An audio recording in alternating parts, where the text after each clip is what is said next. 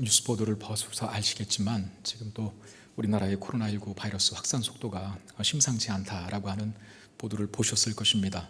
특별히 교회 안에서 또 많이 발생한 것들 때문에 교회 전체가 또 어려움을 겪고 있는데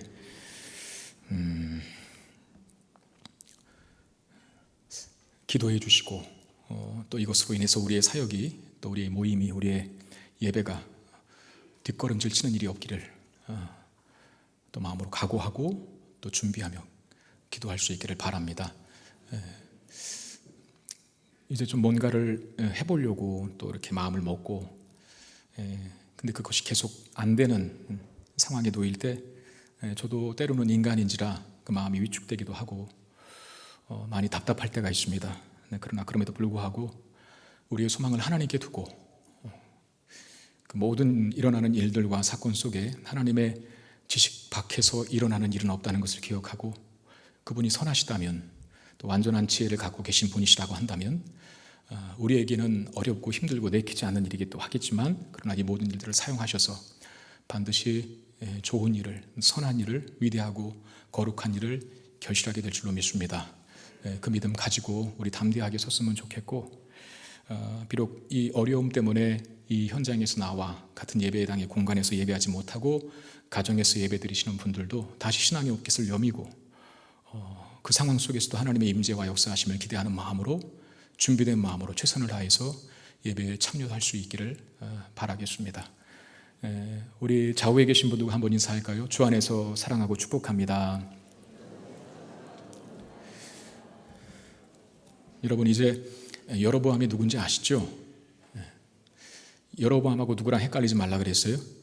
로보암이라고 헷갈리지 말라 그랬어요. 여로보암은 이스라엘이 남과 북으로 갈린 다음에 10개의 지파가 가담한 북왕족 이스라엘의 초대 왕입니다. 르호보암은 솔로몬의 아들이죠. 남유다의 정통성을 이어가는 왕이고요. 오늘 본문은 이제 여로보암의 이야기를 계속하는 겁니다. 여로보암이 했던 일 중에 이것이 하나의 어떤 이스라엘 백성들의 지도자인 왕들의 하나의 악한 모범이 되는 말로 표현됐던 거 기억하십니까? 여로보암의 죄, 여로보암의 길. 그 여로보암의 죄의 특징적인 사건은 무엇이었나? 그가 바로 베델과 단의 예배 초소를 따로 세운 것이었습니다. 그러니까 베델과 단이라고 하는 것은 북이스라엘에 속한 성읍 중에 최남단 그리고 최북단에 속한 성읍입니다. 그가 베델과 단에다가 금송아지를 만들어서 각각 두고 그곳에서 예배하게 합니다. 여러분 베델과 단에 예배 초소를 세웠다고 해서 그곳으로 끝나는 것은 아닙니다. 그 제사를 집례할 제사장들이 필요하죠. 근데 거기서 또 이 여로보암은 자기 마음대로 행하고 또 계획을 하고 또 결심을 이행하는데 레위 지파만 제사장이 될 수 있는데 레위 지파가 아닌 일반 백성들로 제사장을 세우죠. 그리고 또 하나가 뭐였습니까? 그가 어긴 것이 절기였죠. 절기의 날짜, 맥추절 7월 15일인데 한 달을 늦추어서 8월 15일로 지키도록 합니다. 이렇게 바꾸게 된 이유는 분명합니다.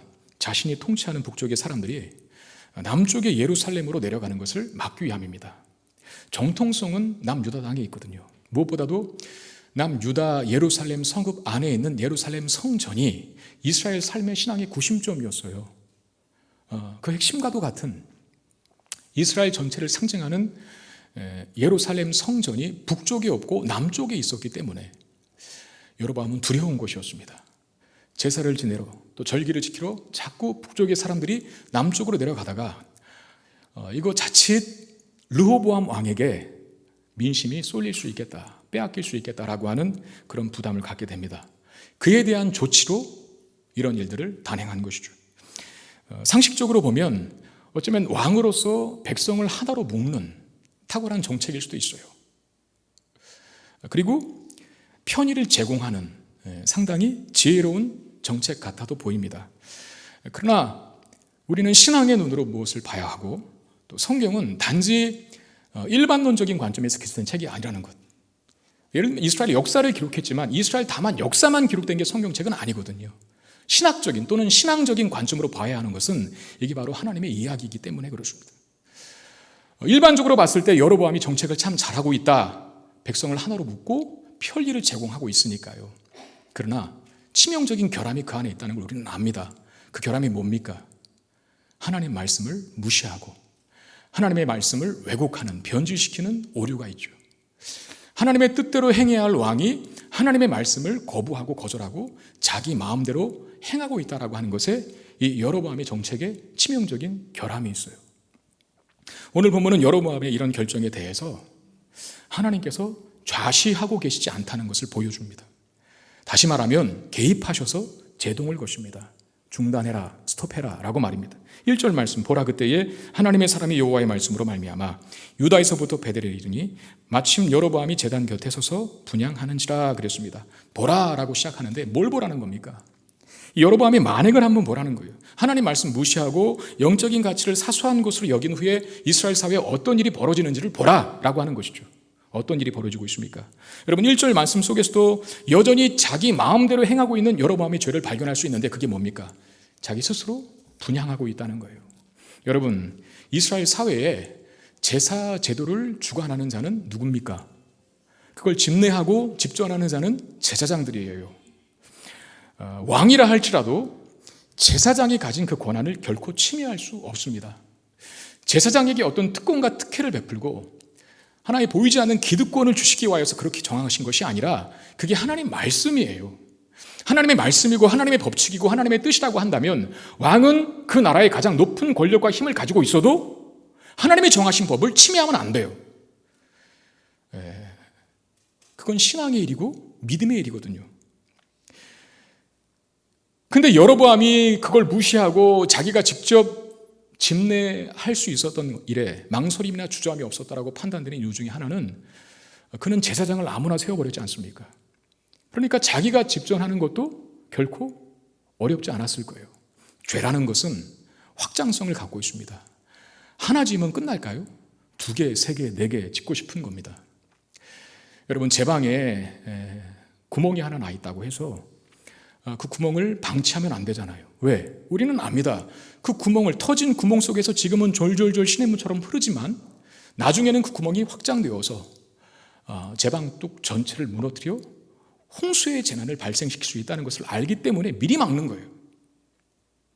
근데 죄라는 것이 그런 확장성이 있다는 것이죠.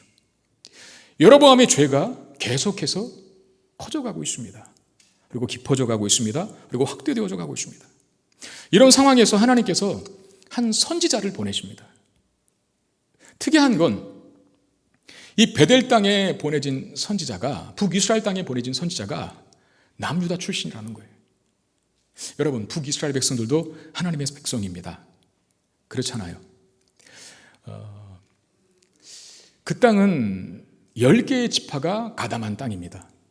남왕국 유다는, 르호보암이 왕으로 있는 남왕국 유다는 유다 지파하고 베냐민 지파 2지파밖에 없어요. 나머지 10개의 지파가 북왕국 이스라엘에 가담했어요. 그러면 영토도 훨씬 넓고 사람도 훨씬 많습니다. 그럼에도 불구하고 왜 그 땅에 선지자를 보내시지 않고 남유다 땅의 선지자를 북이스라엘 왕국, 즉 베델 성읍에 보내셨을까요? 이유는 간단합니다. 북이스라엘 땅에 그 큰 땅덩어리, 그 큰 많은 사람들 중에 참된 선지자가 한 사람도 없었기 때문입니다. 여러분 규모나 크기, 외형 그거 자체가 중요한 게 아닙니다. 교회는 하나님 말씀이 있어야 되고 복음이 있어야 되고 하나님의 은혜가 있어야 합니다. 신실한 주의 종들이 있는가? 우리는 그걸 먼저 점검해야죠. 설교자의 설교 역시 마찬가지 아닙니까? 여러분 제가 연설합니까 지금? 여러분들에게 단지 어떤 이론을 강의하는 겁니까? 아니잖아요. 설교와 일반 강의의 차이는 뭡니까? 설교에는 하나님의 도가 있어야 돼요. 복음이 있어야 돼요. 하나님의 은혜가 증거돼야 돼요. 그게 빠지면 제가 아무리 이 자리에서 유창하게 온갖 총고급스러운 단어를 다 동원하고 정말 아름답게 훌륭하게 완성된 문장을 구사하여도 그건 설교가 아닙니다. 우리의 삶도 마찬가지입니다. 아무리 많은 것들을 우리가 소유하고 있고 쌓아 올린다 하여도 그 기초가 복음이 아니면, 예수 그리스도가 아니면, 예수 그리스도가 기초가 되지 않는 인생들은 결국 무너집니다. 반석 위에 집을 세우라 그랬잖아요. 반석은 뭡니까? 예수 그리스도십니다.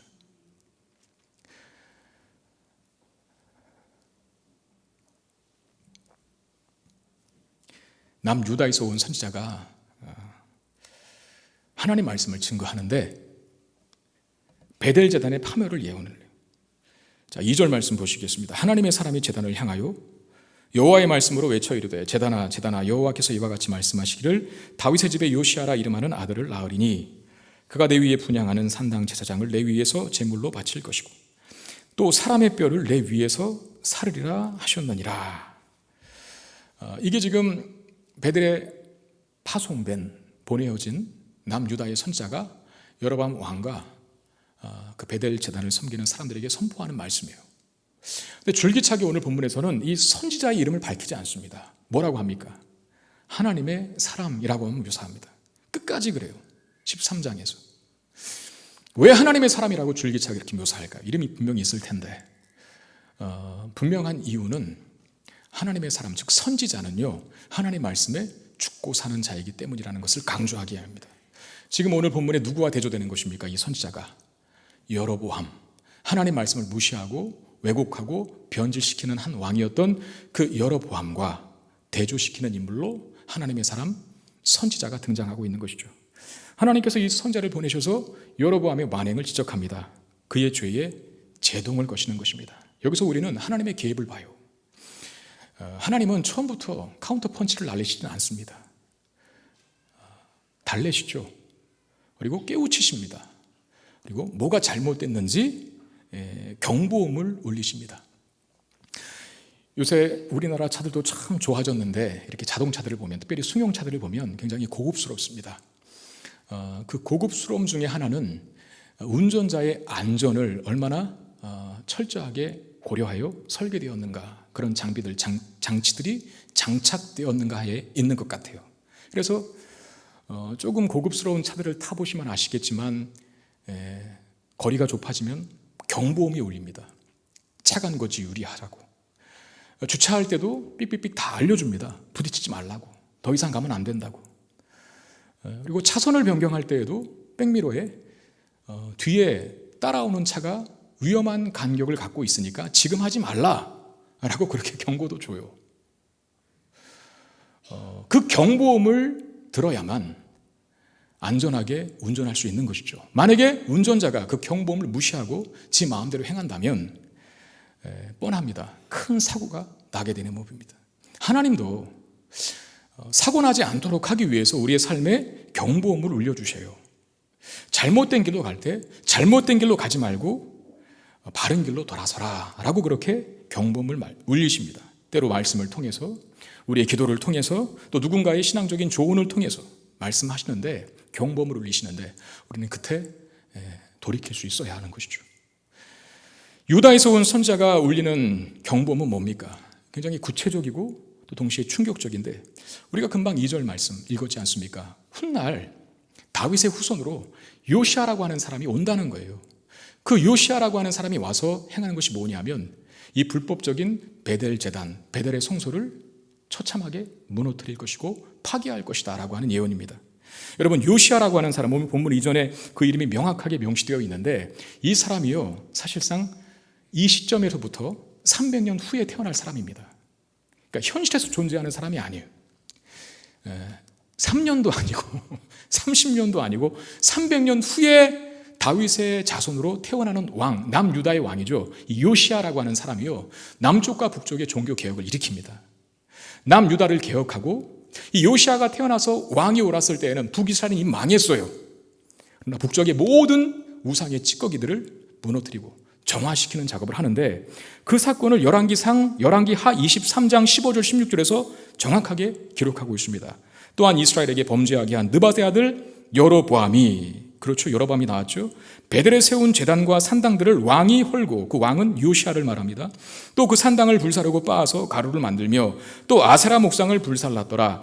요시아가 몸을 돌이켜 산에 있는 무덤들을 보고 보내어 그 무덤에서 해골을 가져다가, 오늘 본문에 보니까 제사장들을 제물로 바치고 사람의 뼈를 내 위에서 불사를 것이다 라고 하는 2절의 예언의 말씀이 여기 열왕기하 23장 15절 16절에서 그 무덤에서 해골을 가져다가 라고 그렇게 설명해 줍니다. 그러니까 이때 베델 성전을 섬겼던 아무나 제사장 된 사람들, 그들이 묻혔잖아요. 300년이 지났으니까 다 죽고 없겠죠.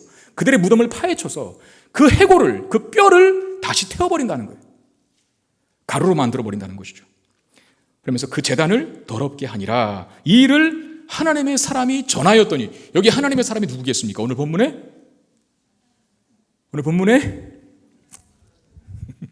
좀 반응을 해주시기를 바랍니다. 오늘 분위기가 굉장히 무거운데요. 제가 무겁게 시작해서 그런지 모르겠지만 활기차게 반응해 주시기를 바랍니다. 여기 하나님의 사람이 오늘 본문에 나타난 누구예요? 남유다의 선지자, 하나님의 사람으로 표현된 그 사람이죠. 그 사람이 전하였더니 그 전한 여호와의 말씀대로 어떻게 됐다고요? 되었더라. 저는 이런 거 보면 때로는 힘도 생기지만 하나님 말씀이 이루어지는구나, 성취되는구나, 그런 힘이 생기기도 하지만 또 한편으로는 무서워요. 정말 역사는 그렇습니다. 어떤 우연의 법칙이나 인간의 힘의 논리로 진행되는 것이 역사가 아니에요.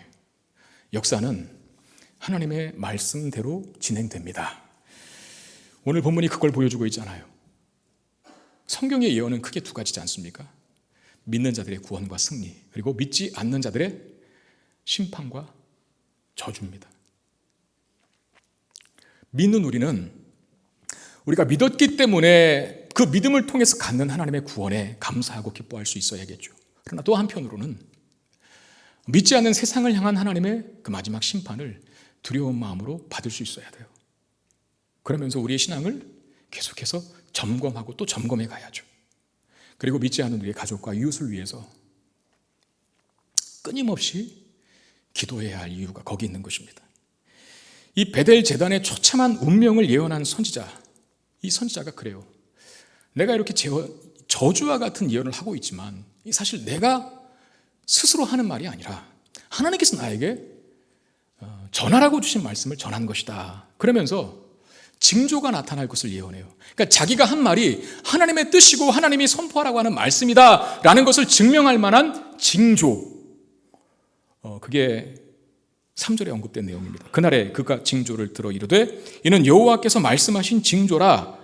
그 징조로 나타난 건 뭡니까? 제단이 갈라지며 그 위에 있는 재가 쏟아질 것이다 그랬어요. 제단이 갈라지고 재가 쏟아지는 것이 징조로 나타난다라고 하는데, 여러분, 재라고 하는 것은 그 제단 위에서 재물을 태우고 남은 숯 같은 거예요. 재. 레위기법에 보면 그 재도 사실은 함부로 다룰 수가 없습니다. 지정된 장소에서 적법한 방법으로 처리를 해야 돼요. 그런데 오늘 이 남유다의 선자가 예언하는, 징조로 보일 것을 예언하는 내용 중에 그 재가 쏟아져 버리겠다라고 말합니다.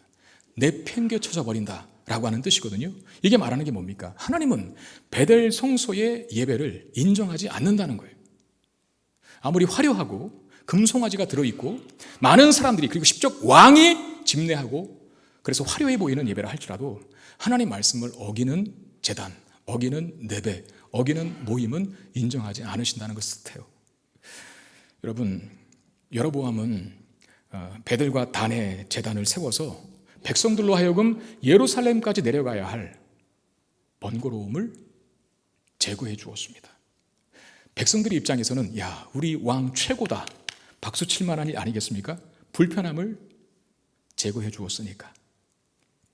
그리고 레위인들만 독점했던 제사장직을 누구나 지원할 수 있도록 그 문을 크게 열어줬어요. 어쩌면 백성들의 입장에서는 야, 드디어 차별이 없어졌구나, 박수 쳐주지 않겠습니까? 그리고 절기의 날짜를 한 달 뒤로 밀어버렸어요. 지난 시간에도 말씀드렸지만 북쪽은 남쪽보다 사실 실질적인 수확이 조금 늦어요. 그러니까 여러분, 곡식과 열매가 있는 속도가 남쪽과 북쪽이 다를 수 있잖아요. 정확히 한 달 정도 곡식이 익는 속도가 느리답니다, 북쪽이. 백성들의 입장에서 초막절을, 장막절 절기를 한 달 동안 연기해준 이 정책, 얼마나 탁월하고 지혜롭고 현명한 선택이라고 칭송했겠어요. 근데 여러분, 하나님의 백성은 얼마나 합리적인가, 얼마나 편리한가, 얼마나 실용적인가 하는 것을 논하기 이전에 그 일이 얼마나 적법한가라는 것을 염두에 두어야 합니다. 그러니까 이것이 하나님 말씀에 얼마나 부합한 것인지, 하나님께서 인정하는 것인지가 우선 고려되어야 합니다. 근데 거기서 틀려버리면 아무 의미가 없다는 것이죠. 우리는 무엇을 하든 항상 먼저 말씀의 기준에 부합한가라고 하는 것을 질문해야만 합니다. 내 기준, 어떤 세상의 흐름이 아니라 이것이 하나님께서 기뻐하시는 것일까? 아니면 하나님께서 싫어하시는 것일까? 하나님의 뜻에 부합한 것인가? 아니면 하나님의 뜻에 부합하지 않는 것인가? 라는 것을 먼저 물을 수 있어야 합니다. 그 인생이 쏟아지지 않아요. 재처럼 내팽겨치지 않아요. 그렇게 말씀을 따라 살려고 하는 인생 속에 하나님 세우시는 은혜를 허락하실 것입니다. 이 선지자 예언을 들은 여로보암은 크게 분노합니다. 그렇지 않겠습니까? 일개 선지자가, 그것도 남쪽의 사람이 와서 그야말로 자신이 세운, 여로보암 왕이 세운 베델 제단에 저주와 같은 예언을 선포하는데 기본적으로 왕이 어떻겠어요? 그래서 그 선지자를 잡으라 라고 그렇게 명령을 하는데 4절 말씀 보겠습니다. 여로보암 왕이 하나님의 사람이 베델에 있는 제단을 향하여 외쳐 말함을 들을 때에 제단에서 손을 펴며 그를 잡으라 하더라. 그를 향하여 편 손이 말라 다시 거두지 못하며 그랬어요. 여러분, 오늘 본문이 굉장히 재밌는 겁니다. 여러분 어떠십니까? 흥미진진하지 않습니까? 다음 주에는 더 흥미진진합니다. 다음 주 이 13장의 이후의 본문은요, 충격적이게도 이 선지자가 죽어요. 사자에 물려 죽어요. 오늘 잘 들으셔야 다음 주에는 더 큰 기대감을 가지고 말씀의 자리에 올 수 있으니까 집중해서 들어주시기를 바랍니다. 여로보암 왕이 이 선지자가 저주와 같은 예언을 선포하니까 기분이 나쁜 거예요. 그래서 저놈 잡아라 라고 손을 펴면서 이렇게 지적을 했는데 그 손이 어떻게 됐다고요? 말랐다. 말랐다가 뭐예요? 마비가 온 거예요. 손에 마비가. 여러분, 구약 성경에서, 특별히 구약 성경에서 손이라고 하는 것은 힘과 어떤 능력을 상징합니다. 근데 신약 성경들도 마찬가지인 것 같아요. 사도들의 손을 통하여 라고 하는 말이 있거든요. 기적과 이사가 베풀어졌다라고 할 때 그 손은 그 힘과 능력을 상징하는 것인데, 왕의 손이 마비되었다는 것은 하나님을 거역하고 반역하는 인간의 힘은 아무 소용이 없다는 것을 보여줍니다. 여로보암 왕이잖아요. 힘 있는 사람입니다. 권력이 있고 가진 것이 많은 사람들이, 그러니까 자기 마음대로 하지 않습니까? 그런데 하나님이 그 손의 힘을 마비시켜버려요. 하나님을 대적하고 하나님을 반대하는 그 힘은 결국 소용이 없는 힘이라는 거. 그리고 또 하나는, 하나님은 한순간에 그 인간의 강력한 손의 힘을 마비시킬 수 있는 더 큰 능력을 가지신 분이라는 사실을 가르쳐 줍니다. 여러분, 우리는 우리의 힘을 자랑하거나 우리의 힘을 과시해서는 안 돼요. 나에게 힘이 있어도, 나에게 실력이 있고 나에게 어떤 능력이 있어도 우리는 하나님 앞에 설 때 내가 가진 능력과 힘은 너무나 보잘것없는 것 아닙니까? 하나님 앞에 우리의 연약함을 고백하고 인정하여, 내가 비록 남들보다는 조금 더 힘을 많이 가졌을지라도 하나님 앞에 나는 연약하고 무익한 죄인입니다. 그렇게 고백할 수 있어야 됩니다. 그리고 또 하나는, 여로보암은 이 선지자의 말이 기분 나빴어요. 우리는 하나님 말씀에 아주 깊고 넓고 큰 수용력을 가지게 될 수 있기를 바랍니다. 여러분, 수용력이 뭐예요? 내 마음에 내키지 않아도, 때로는 듣기 싫어도 들을 수 있는 영혼의 상태. 예수님께서는 그것을 온유한 상태라고 말씀하셨어요. 마태복음 5장 5절에 온유한 자는 복이 있나니 저들이 땅을 기업으로 받을 것이라. 여기 온유한 자라고 하는 그 온유는요, 착하다, 친절하다, 단지 그 뜻만이 아닙니다. 강팍하다, 굳어지다, 목이 곧다 라고 하는 것에 반대되는 개념이기도 해요. 그러니까 하나님 말씀에 아주 유연하게 반응하는 거예요. 하나님이 이리 가라 하면 이리 가고 저리 가라 하면 저리 가고, 그런 유연성. 근데 그가 뭘 받는답니까? 땅을 기업으로 받는다라고 말해요. 여러분, 땅을 정복하는 자는 강한 자죠. 그리스도인들의 강함은 어디서 올까요? 하나님 말씀에 순종할 때 그리스도인들은 강해지는 줄 믿으시길 바랍니다. 여러분, 이스라엘 백성들이 가나안 땅을 정복할 때 그들의 칼과 방패와 무기로 정복한 게 아니지 않습니까? 일례로 여리고성을 정복할 때 내 말을 듣고 순종해라, 이것이 무기였어요. 요단강을 건넜을 때도 마찬가지. 하나님 말씀을 순종했을 때 이스라엘 백성들은 넘실거리는 요단강을 마른 땅으로 건넜고, 그 무너지지 않는 철옹소 같은 여리고성을 하나님 말씀에 순종함으로 기가 막힌 방법으로, 기묘한 방법으로 무너뜨릴 수 있게 되었어요. 온유한 자는 누구도 무엇도 당해낼 수 없다는 겁니다. 승리하게 된다는 겁니다. 손이 마비된 왕, 이제는 저놈 잡아라 했던 그 선지자에게 도움을 구하는 신세가 되었습니다. 6절 말씀 보면 왕이 하나님의 사람에게 말하여 이르되 청하건대 너는 나를 위하여 내 하나님 여호와께 은혜를 구하여 내 손이 다시 성하게 기도하라. 하나님의 사람이 여호와께 은혜를 구하니 왕의 손이 다시 성하도록 전과 같이 되니라 그랬어요. 저놈 잡아라 그랬는데 내 손 좀 위에서 기도해줘라 라고 바뀝니다. 누가 강한 자입니까?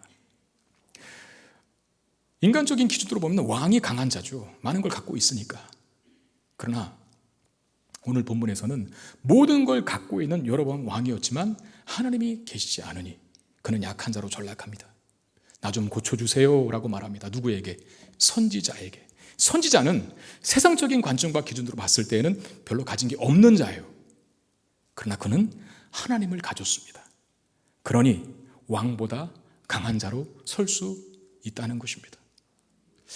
여러분, 여로보암이 선지자에게 내 손 고쳐줘 라고 기도해달라고 부탁할 때 네 하나님 여호와께 구하여라고 그래요.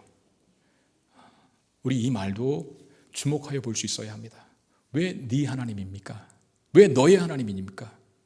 나의 하나님이라고 부를 수 있어야죠. 여러분, 여로보암은 하나님의 은혜로 왕이 된 사람입니다. 그가 왕이 되기 위해서 어떤 계략을 도모하고 반역을 꿈꾸고 계획하고 치밀한 과정 속에 왕위를 찬탈하거나 쟁취한 사람이 아니에요. 아무 생각 없었는데 하나님이 그 자리에 갖다 놓으신 거예요. 은혜로 왕이 된 사람이 여로보암이고, 또 하나님께서 그에게 약속까지 주셨지 않습니까? 너 내 율례와 말씀 그리고 내 뜻대로만 행하면 내가 내 왕이 견고하게 지켜줄게라고 하는 약속까지도 받은 사람입니다. 그도 하나님의 사람이 맞아요. 하나님 백성이 맞아요. 그런데 지금의 시점에서 그는 하나님을 나의 하나님이라고 부르지 않습니다. 어떻게 불러요? 너 하나님, 너의 하나님. 이게 뭘 말합니까? 하나님과 멀어졌다는 것입니다. 하나님과 멀어지니 왕이라고 해도 약해질 수밖에 없는 것이죠. 여러분, 저와 여러분들은 하나님을 나의 하나님으로 부를 수 있게 되기를 바랍니다. 이 부르심에 번치 말아야 돼요. 우리 한번 따라해 볼까요? 나의 하나님, 나의 하나님. 이 나의 하나님이라고 하는 말, 죽을 때까지 변치 않게 되기를 바랍니다. 나의 하나님으로 우리가 계속 그 하나님을 부를 수 있는 이유는 뭡니까? 하나님과의 친밀함을 유지하는 것입니다. 하나님과의 친밀함, 거리가 멀어짐이 아니라 하나님과의 가까워짐. 그렇게 될 때 우리는 모든 것을 다 가진 자가 될 것이에요. 선지자는 하나님께 은혜를 구하여 왕의 손을 다시 회복시켜 줍니다. 그야말로 하나님께서 여로보암에게 은혜를 다시 베풀어 주신 거예요. 왜? 마비된 손이 나았으니까. 기도했더니 하나님 은혜를 베풀어 주셔서 이 손이 다시 성쾌되기를 원합니다. 선지자가 그렇게 기도했더니 나았어요. 치료됐어요. 하나님께서 그에게 기회를 주신 것 아닙니까? 그러면 여로보암은 이제는 돌이켜야죠.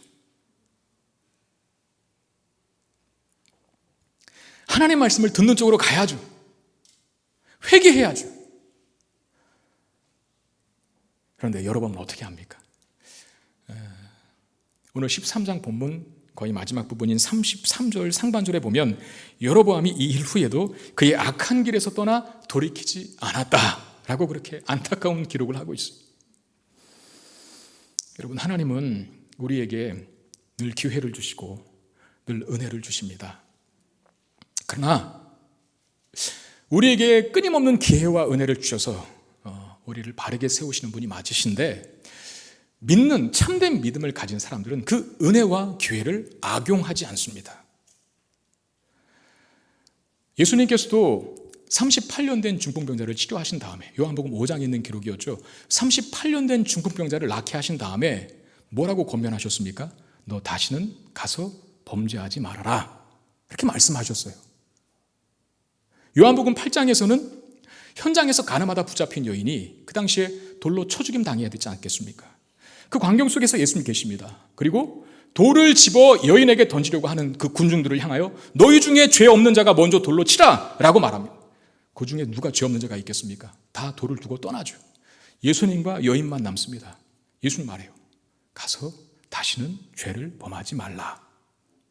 하나님이 우리에게 기회를 주시고 다시 새롭게 시작할 은혜를 주시는 것은 내가 잘못 가도, 내가 범죄해도 또다시 구해주겠지 그러면서 은혜를 아주 악하게 악용하라고 주신 것이 아니라 그 은혜를 감사하고 그 기회를 선용하라고 주신 거예요.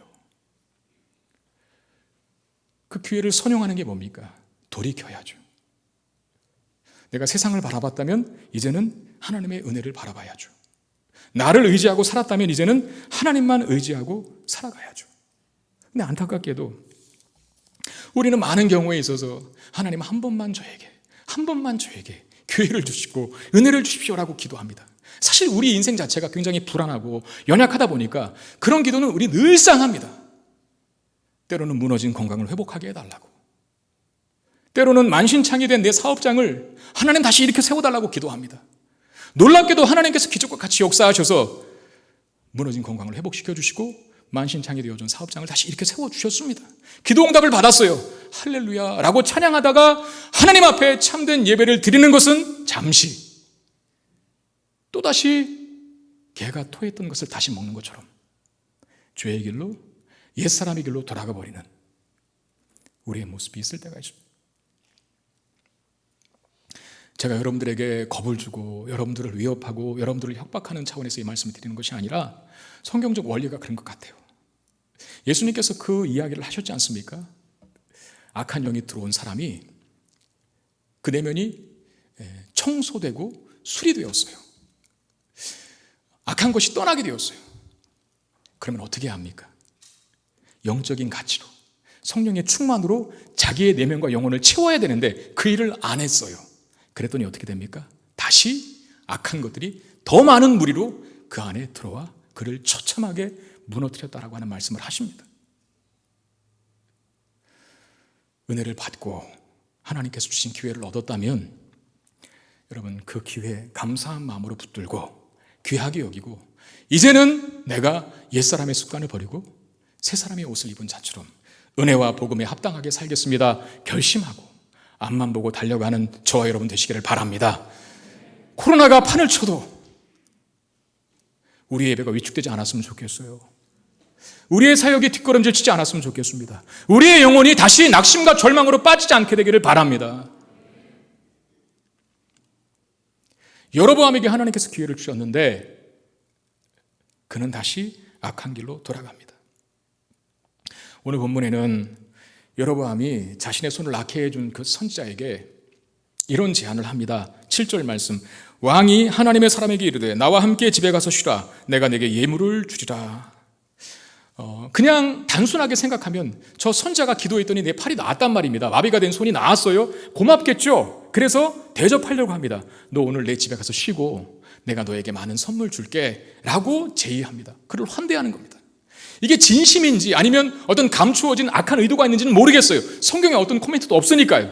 분명한 건, 중요한 건 그런 왕의 환대와 제의를 받는 선지자, 이 남유다의 선지자, 하나님의 사람으로 표현된 그 사람이 어떤 반응을 보이느냐 하는 것입니다. 어떻게 반응할까요? 자, 8절 9절 말씀 보시겠습니다. 하나님의 사람이 왕께 대답하여 왕께서 왕의 집 절반을 내게 준다 할지라도 나는 왕과 함께 들어가지도 아니하고 이곳에서는 떡도 먹지 아니하고 물도 마시지 아니하리니 이는 곧 여호와의 말씀이 내게 명령하여 이르시기를 떡도 먹지 말며 물도 마시지 말고 왔던 길로 되돌아가지 말라 하셨음이니이다. 그래요. 자, 왕의 환대와 제의를 수락합니까? 거절합니까? 거절해요. 아주 단호하게 거절해요. 단호하게 거절하는 이유는 뭡니까? 하나님의 말씀 때문에 그렇습니다. 참 선지자답죠. 하나님 말씀에 죽고 살잖아요. 하나님 뭐라고 말씀하셨습니까?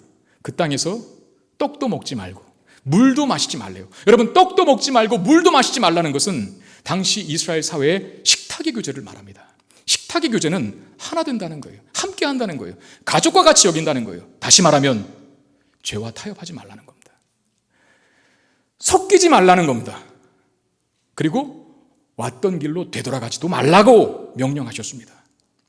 왔던 길로 되돌아가면 또다시 죄의 길을 걷게 되는 것입니다. 죄의 영역과 접촉하지 말라는 하나님의 당부십니다. 이 하나님의 사람인 선지자는 그 말씀을 들어 순종합니다. 여러분, 이 순종이 쉬운 겁니까? 왕이 주는 선물을 거절하는 게 쉽습니까? 왕이 시시한 거 주겠습니까? 값진 거 주시지 않겠어요? 근데 선지자는 이렇게 고백합니다. 당신이 재산의 절반을 나에게 준다고 해도 난 당신 집에 들어가지 않겠다. 여러분, 우리에게 이런 배포가 있게 되기를 바랍니다. 이 거룩한 영적 배짱.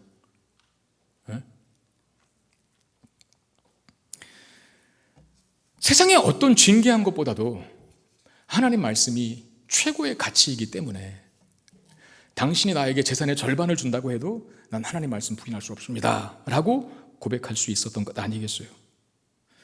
여러분, 이러한 선지자의 행동은 순종하지 않는 여로보암을 향한 간접적인 책망인 동시에 깨우침을 주는 겁니다. 왕이시여, 이스라엘의 왕이시여.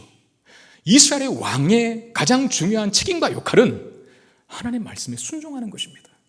그걸 상기시키는 행위라는 거예요. 누가? 남유다의 선지자가 여로보암 왕에게 그걸 기억하게 하는 것입니다.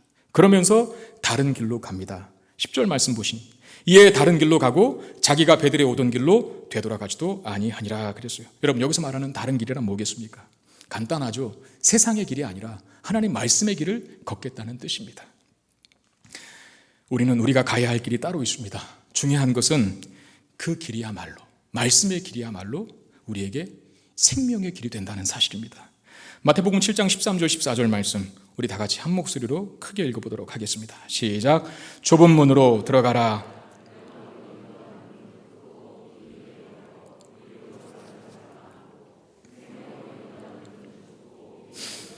찾는 이가 적음이라. 여러분, 쉽게 가는 것, 많이 가는 것 그 자체가 중요한 게 아닙니다. 바른 길인가, 옳은 길인가, 생명길인가가 중요합니다. 많이 가고 쉽게 가서 편리하게 가서 나도 걸어갔는데 그 끝이 죽음이라고 한다면 그것만큼 큰 비극은 없는 것이죠. 오늘 본문의 의미는 명확합니다. 하나님의 말씀을 기준으로 그 말을 변질시키고 그 말씀을 왜곡하는 여로보암 왕과 그 말씀을 가지고 왕에게 선포하며 또 순종하며 그에 따라 살아가는 하나님의 사람, 즉 남유다의 선지자를 대조하면서 우리에게 도전하는 것이죠. 우리들도 하나님 말씀대로 순종하며 살아야 한다는 것을. 오늘 우리가 10절까지 보았지만 이 10절까지의 말씀 속에서 여호와의 말씀이라고 하는 단어가 6번이나 등장해요. 그리고 다음 주에 보게 될 나머지 본문들 13장 전체에서 여호와의 말씀이라고 하는 말이 15번 기록됩니다. 제 기억이 틀릴 수도 있는데 제가 주제를, 오늘 설교 제목을 뭐로 잡았어요? 여호와의 말씀이라 그랬거든요. 그게 주제예요. 여호와의 말씀에 순종하는가 그렇지 않는가, 거기에 우리의 인생의 운명이 달려있다라고 말합니다. 이 말씀, 이 설교를 준비하면서 시편 1편의 말씀을 묵상해 보았습니다. 시편 1편 우리가 너무나 잘 알죠. 의인과 악인을 비교하고 대조하는 말씀인데, 의인은, 즉 복 있는 사람은 말씀을 따라 사는 사람이고, 악인은 그 말씀의 기준을 무시하는 사람이다 라고 그렇게 정의해요. 자, 1절부터 4절까지의 말씀인데, 복 있는 사람은 악인들의 꾀를 따르지 아니하며 죄인들의 길에 서지 아니하고 오만한 자들의 자리에 앉지 아니하고 오직 여호와의 율법을 즐거워하여 그 율법을 주야로 묵상하는도다. 그는 시냇가에 심은 나무가 철을 따라 열매를 맺으며 그 잎사귀가 마르지 아니함 같으니 그가 하는 모든 일이 다 형통하리로다. 악인들은 그렇지 아니하며 오직 바람에 나는 겨와 같도다 그랬어요. 의인을 시냇가에 심은 나무로 비유하고 악인을 바람에 나는 겨로 비유합니다. 저는 이것을 무게감으로도 받고 이해할 수 있다고 생각해요. 시냇가에 심기어진 나무 굉장히 무겁지 않습니까? 바람에 나는 겨는 정말 가벼운 인생 아닙니까? 무엇이 채워져야 무거운 인생이 될까요? 하나님 말씀의 무게.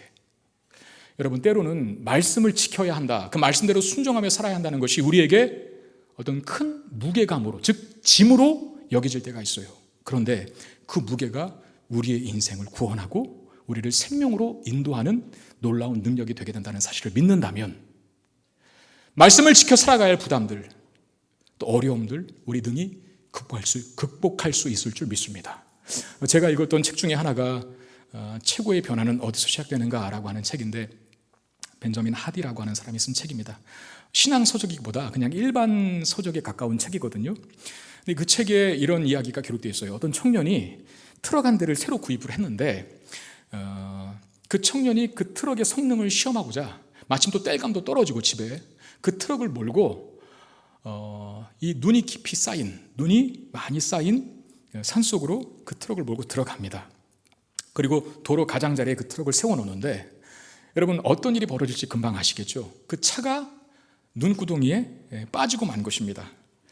다급해진 청년이 눈 속에서 그 빠진 트럭을 꺼내기 위해서, 우리도 많이 해보는 방법이지만 전진기 안 넣었다가 후진기 안 넣었다가 전진기 안 넣었다가 하면서 바퀴를 뒤로 갔다가 앞으로 갔다가 하면서 대충 깊이 빠지지 않았을 때는 차가 그렇게 하면 나올 때가 있어요. 저도 해봤었거든요. 근데 안 되는 겁니다. 그래서 바퀴에다가 나뭇가지도 받쳐보고 삽으로 눈도 파보고 했는데도 불구하고 더 깊이 바퀴가 빠져들어가는 거예요. 깊은 산중이었습니다. 스마트폰도 안 터지는 낭패죠. 해는 뉘엿뉘엿 어둑어둑해지는데, 날씨도 점점 추워지는데, 근데 그 청년이 그리스도인이었나 봅니다. 정확한 건 모르지만 먼저 기도를 하고 그리고 여기 온 목적인 땔감을 패기 시작한 거예요. 그러면서 그 많은 땔감들을, 그 장작들을 트럭 짐칸에 싣기 시작했습니다. 몇 시간이 흐른지 모르겠지만 짐칸에 짐이, 그 땔감들이 채워지고 장작들이 채워지고 그 트럭에 다시 올라가 청년은 시동을 겁니다. 그리고 후진을 시도했는데 마침내 트럭이 눈 속을 빠져나와서 도로 위로 올라설 수 있었다라고 하는 이야기입니다. 그러면서 이 책에서 그 저자가 논평하기를, 트럭에 가득 실린 장작의 무게가 견인력을 제공해 준 덕분이었다. 장작의 무게가, 그 트럭에게는 무게가 추락을 막아준 것이죠. 추락한 차를 건져준 것이죠. 말씀이 때로 우리에게 무거운 짐일 수 있습니다. 그런데 그 무게가 우리 인생의 추락을 막아줍니다. 그리고 추락한 인생을 건져내기도 합니다. 우리를 구원과 생명으로 인도하는 견인력을 제공합니다. 여로보암이 하나님 말씀을 왜곡합니다. 그의 삶에 죄악과 변질투성이에요. 그런 여로보암을 고치기 위해서 하나님은 그가 왜곡한 하나님 말씀을 선지자를 통해서 보내십니다. 왜? 하나님 말씀 밖에는 변질되고 왜곡된 인생을 고칠 다른 대안이 없기 때문입니다. 여러분, 양에게는 목자가 절대적인 존재예요. 어린아이에게는 부모의 필요와 부모의 간섭이 절대적인 것입니다. 우리들에게는 하나님의 말씀이 절대적으로 필요합니다. 하나님은 우리를 억압하기 위해서, 제한하기 위해서, 인생에 무겁게만 한 짐을 더 얹어주기 위해서 말씀에 순종하라고 요구하시는 것이 아니라 우리의 안전과 우리의 행복을 보호하시고 보장하시며 풍성하게 누리도록 하기 위해서 말씀이라고 하는 울타리 속에 우리를 두셨다는 사실을 기억하십시오. 그 말씀에 순종하는 삶이 있을 때 우리는 진정 이 땅에서 평안과 그리고 안녕과 그리고 기쁨과 만족을 누리게 될 것입니다. 하나님 말씀에 순종하며 사는 저와 여러분들이 되시기를 주의 이름으로 축원드립니다. 기도하겠습니다. 하나님 말씀의 무게가 우리의 인생에 가득 채워지게 되기를 원합니다. 추락하는 인생이 아니라, 때로 추락한 인생처럼 보이시라도 그 말씀이 우리를 다시 건져내어서 생명과 은혜와 안식과 평안이 있는 곳으로 우리를 이끌어가게 하여 주옵소서. 우리의 마음대로 살아가는 자들이 아니라 하나님께서 말씀하시는 대로 살아가는 자가 되게 하셔서 우리 인생 속에 하나님께서 주시는 그 평안이 가득하게 부어지며 채워지는 은혜 누리게 하여 주시옵소서. 우리 주 예수 그리스도의 이름으로 간절히 기도드리옵나이다. 아멘.